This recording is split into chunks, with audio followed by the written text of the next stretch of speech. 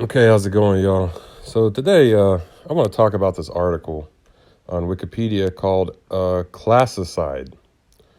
You know, it sounds like the word genocide. Let's see, it says here, classicide is a concept proposed by sociologist Michael Mann to describe the deliberate and systematic destruction in whole or in part of a social class through persecution and violence. Although it was first used by physician and anti-communist activist Fred Schwartz, I'm not sure who these people are, but it says classicide was popularized by man as a term that is similar to but distinct from genocide. You know what genocide is? Genocide is where you basically you erase people because of their genetics, or because of who they are as, I guess, like it's genetics. Genocide. That's kind of examples would be like the Native American genocide, the British colonial genocide against India, the Holocaust, the Jewish genocide, the Romani genocide from the Nazis, and there's just a lot of genocide throughout history, in particular colonial history. It says because it means the intended mass killing of an entire social classes. Classicide is considered a form of premeditated mass killing, which is narrower than genocide because the target of classicide is a part of a population which is defined by its social status. And classicide is also considered broader than politicide because the group which is targeted for classicide is killed without any concern for its political activities. So that is kind of a just what they describe it here as classicide. So classicide, I began thinking about this, classicide. If you understand, it's good to know that in Marxist-Leninist movements that they would be following a Marxist definition, that they believe in that's scientific socialism, that socialism is a science. And basically what is believed is that, there are two classes. There's the proletariat, and that there is the bourgeois, and that comes from basically the French Revolution, is where these words come from. So, the bourgeois and the proletariat, and the bourgeois is it comes from the word burger, which is like a German word for like town or city.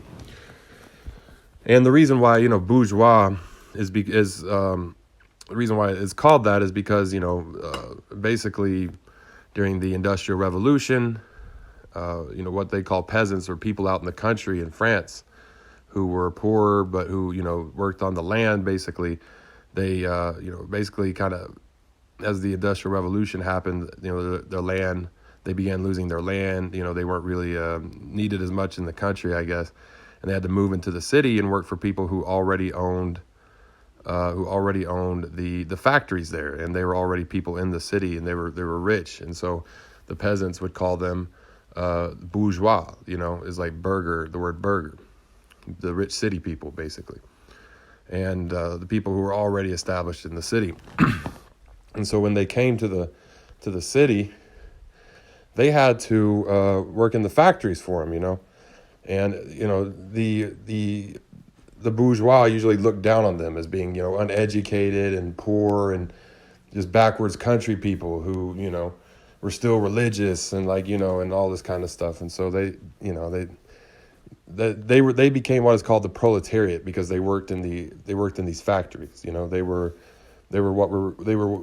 all come from peasantry almost. They all always come from peasantry.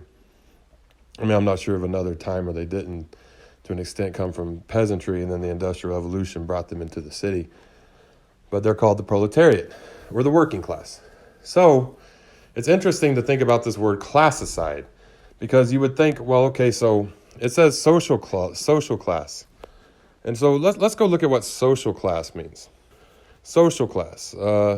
This is what Wikipedia also has as social class, is a set of concepts in the social sciences and political theory centered on the models of social stratification which occur in a class society, in which people are grouped into a set of hierarchical social categories the most common being the upper, middle, and lower classes. Membership in a social class can, for example, be dependent on education, wealth, occupation, income, or belonging to a particular subculture or social network. That is what they define here as social class. Basically, how we see class. Or you like here they say upper class, middle class, lower class. And it is on the education that they had provided to them as in their life, their wealth, what they do as an occupation. Do they own things and or do they, go work jobs? Like, do they go work themselves? Their income, how much money they take home from, commodities being produced, and belonging to a particular subculture or social network. Because that could also be that, in colonialism, colonial agents, I guess, or, colonial people would oftentimes be the ones who, by the government, would take, by their colonial government, by the one that, came to establish a colony, would now own land so that the indigenous nation of people there have their order of things kind of pushed back, that the government could, basically that's how it worked here in the U.S., was free land was given to people so that they could go take it from indigenous people, and they became owners of that land as a way to steal things from the indigenous people here. So, and that happened all from the 13 colonies all the way to the 50 states that we have now. Within, 1776 is when there was 13 colonies, and, I think the 50th state came about the beginning of the 20th century. So it was about a century's worth of time. They went from 13 colonies, 13 of the smallest colonies, to 50 entire, 13 to the smallest states, that were just started out as colonies, to 50 of the largest states that we have now, like Arizona, out on the West Coast, Arizona, Utah, Idaho, etc. And also enslaved black people in the United States were considered a subculture or a lower social network because of their culture that they had, and that affected their, through a government being allowed to have education, the amount of wealth, if people who were enslaved didn't get wealth, everything was, whatever the slave owner wanted, which was usually as, absolutely dehumanizing as possible. What the minimal amount of the slave owner's wealth, enough so that the slaves would continue to have to work, just enough to keep them able to work, and that was it. So let's go back to this thing, Classicide here. Let's go look at this. How does somebody erase an entire class of people? And then continue society, and then society to even continue on, right? Because one class has to go work. Somebody has to go work. Because if we don't, then we don't have anything. If it just didn't grow on its own since the beginning of time and never touched by humans, right? You can look around, and you can't find anything that did not require physical manual labor to get done. It trips me out sometimes when I'm, looking around. I'm just trying to find something that somebody didn't spend their time doing. Somebody didn't spend their time creating, And even if it took machines, well, somebody had to do those machines. And even if it got transported here, well, somebody had to transport here.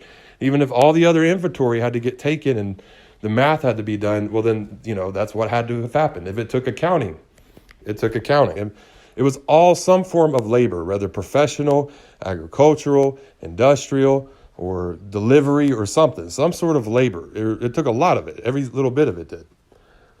The amount of stuff that runs through machines, all those machines had to be created. So looking at that, those are all people who work.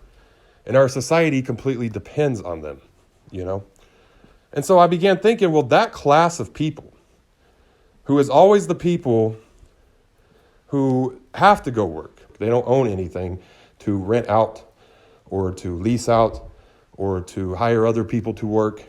They don't own anything like that. They have to go work themselves.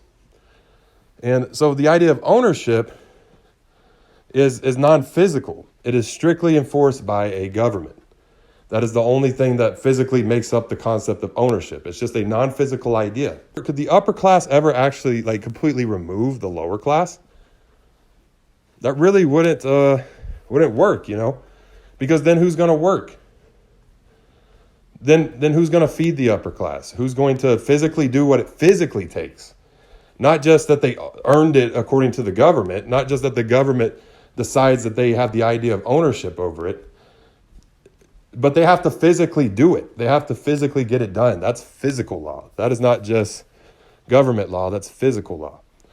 And if nobody does that for, wealthier people or for the upper class, then they're going to starve. They're not going to be able to go out and work the fields and work all those factories.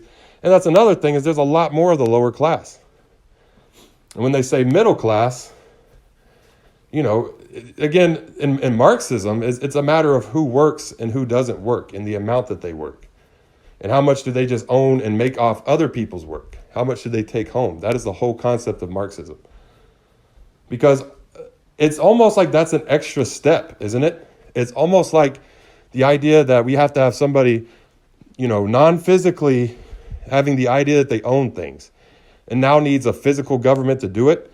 Well, the smaller amount of people that those are, and the larger that everyone else who has to work to get to even live, the larger that is, well, that small amount of upper class people who don't have to work, to get, to survive or get whatever they want from their ownership, well, they're going to need more government so that they can physically enforce the idea that they own that,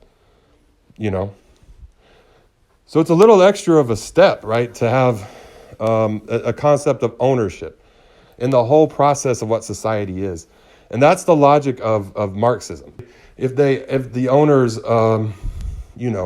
weren't trying to own as much as possible all the time under the rule of the government, then they wouldn't continue to be owners. They would get bought out. They would join the proletariat. They'd have to come down here and work. And they're all trying not to do that. The physical thing that's needed for something to get done, for something to finish and have in our society, whether it be a chair or a computer or a house or a road or a car, is that somebody has to physically do that labor. And then if it's going to exchange, well, then somebody has to receive the exchanging end of that. And that is usually done through some form of compensation or a return of some sort. There was no physical need for the idea of somebody owning it for that to happen. But the government protects that non-physical idea of ownership when there is a class society, because those are upper class people. They have that attachment. They have that connection to the government. They have the government doing that for them. That it keeps their non-physical idea of ownership. That's the purpose of the government, So the whole point of Marx's revolutions is to take the government and to remove the current government that is protecting the owners, protecting people who only own and who don't actually work, who have no physical contribution to society because they inherited ownership. It doesn't forward our society. And the government says, look, we don't need to answer to them anymore. We don't need lobbyism. We don't need campaign donations. We don't need them sanctioning off things to decide how society works, because they're not the ones working for it. They're not the ones going out there. They're not the full amount of people who wake up every day and go work. They're a much smaller group of people, but they have that much decision over everything else, and they only do it with this government. So to tie the government to everybody who works is the entire point of Marxism, because ultimately, without the workers, we physically do not have society. Owners, it's not really the case. Without the owners, we don't physically have a need for government. The only classicide that could happen would be to remove the upper class, the people who already inherited things, who were born into well education enough and just enough to keep everyone else illiterate.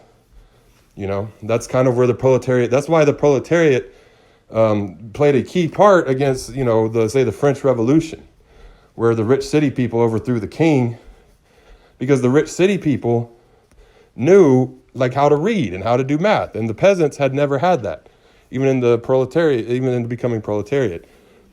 But when you have an educated society and people are all born with the ability to read, now we all have the internet. They didn't have that back then. The more and more people who are able to read and do math and things that the peasants and in the 18th century and the 19th century couldn't do, and often, in the 20th century here in the United States, when they couldn't do that, well, then, they needed somebody to do all that. But now we're all becoming literate. We still have a kind of a lower literacy rate here in the U.S. 52% of adults in this country read below a sixth grade reading level. We have potential to become extremely literate. And that's something that happens in communist societies or in socialist societies, is literacy skyrockets, Cuba has higher literacy rates. The Soviet Union has higher literacy rates. China has some of the highest literacy rates in the world right now, or the highest literacy rates in the world, according to the UN. All these countries have higher literacy rates than we do. They teach people to read better. Because in a sense, doesn't that empower people, Doesn't that empower people when they're able to read? When they're able to know what, say, a doctor's form says? Or they're able to see what an item is before they buy it. They're able to read a package, or they're able to even read a contract or anything. Just think about what we need literacy for here in the U.S.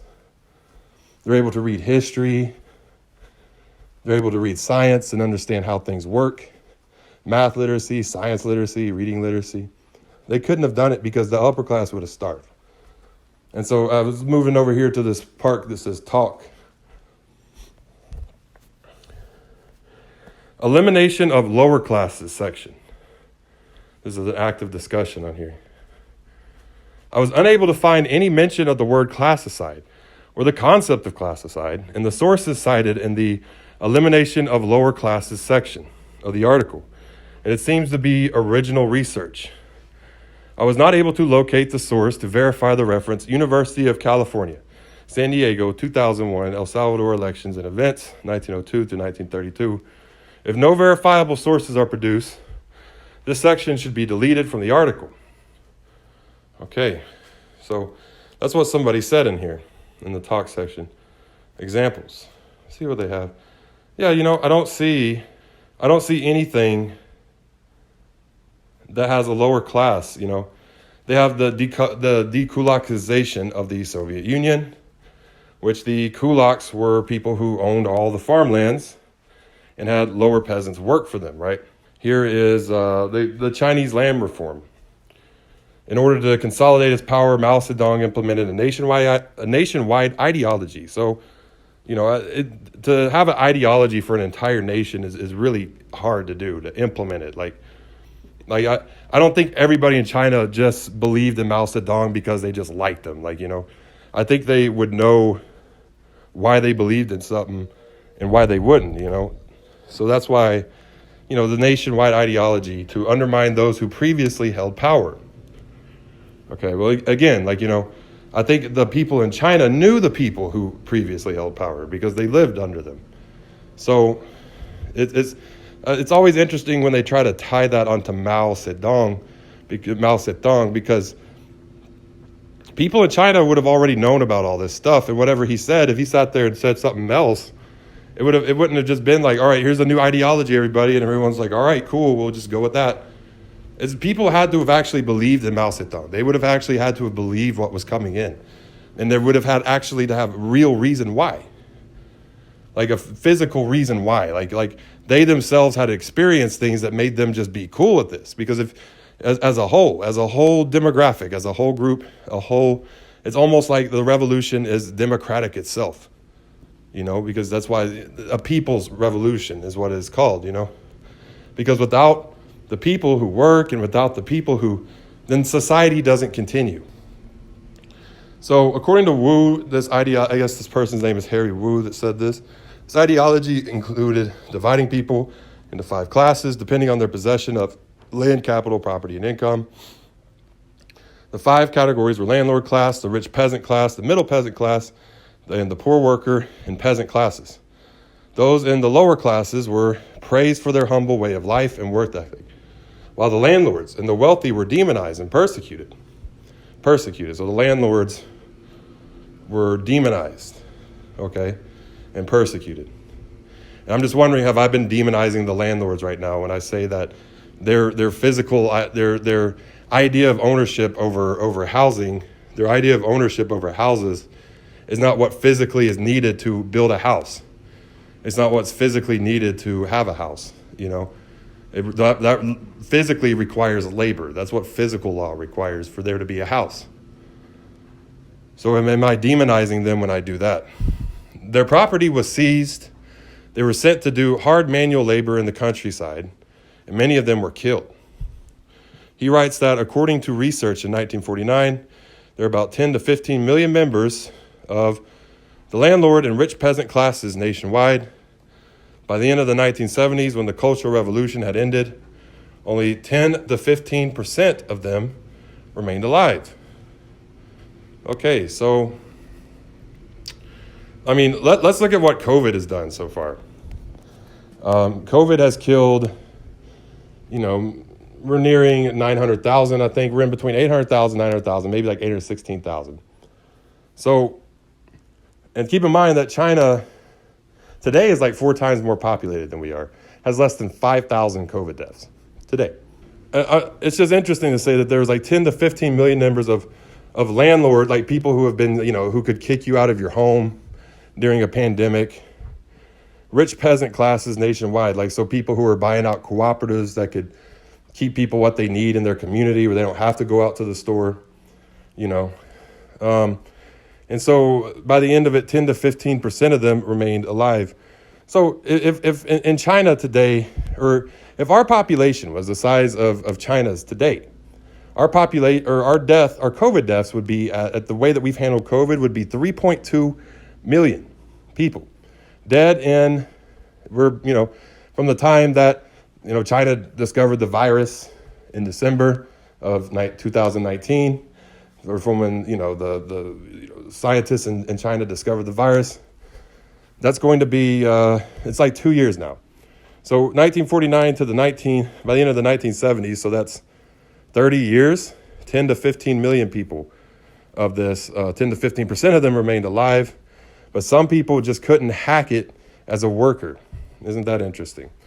So yeah, this word classicide, if you notice though, the classicide can only be one class, and that's people who aren't physically needed to continue on our society. It's almost as if there can never be a classicide among poor people. It could only happen to rich people who only are rich because they buy the government. They literally buy the power to continue society. They buy it without ever doing anything to contribute to it. I'll say classicide is removing an extra class of people that seem to work out pretty well throughout society, because you cannot remove poor classes of people. You physically can't, because nobody's going to work. And so that extra step that only needs a government so that they can own things without physically working for it, they're not really necessary in our society. And all that extra stuff, they have leverage over everybody else who are actually working. And then what it creates this thing where workers are working to give to these owners, these only government-abled workers, or owners, not workers, owners. And with that, those only government-abled owners can, take more from workers through a government and grow their government more. So, yeah. Well, yeah, that's all I want to talk about here today. Y'all have a great day, and Dodala Goe.